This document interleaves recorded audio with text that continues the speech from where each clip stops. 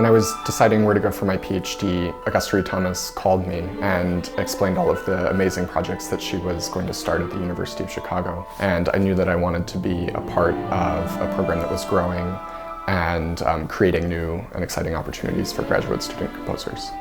I've been teaching music composition at the university level for 27 years. In all of those almost 3 decades, one of the things that I feel very strongly about is that younger composers, and all composers in fact, need to hear their music. And they need to hear it played with fabulous musicians, excellent technically, clean performances, so they can really assess the work that they're making. We have the opportunity to lead and organize our own concerts twice a year and receive support from the Chicago Center for Contemporary Composition to do that. And then also the opportunity to work with the Grossman Ensemble is pretty amazing, and the chance to workshop a piece slowly over a long period is really unique and special.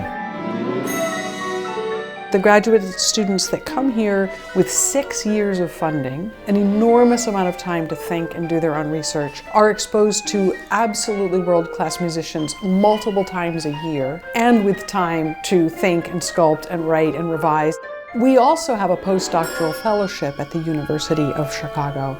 I had this idea that there are so many composers who are finishing a master's, finishing a doctorate, and looking for teaching jobs, and there's so few teaching jobs. So you have this whole plethora of fabulously trained composers who need support. When you're finishing your PhD, I feel like you need a sort of transition before starting your career as a freelance composer or as a teacher at an institution. That was what I really felt that would be the best situation for me, because I very much wanted to have this space to kind of experiment with some ideas that maybe the PhD position didn't have that chance for me.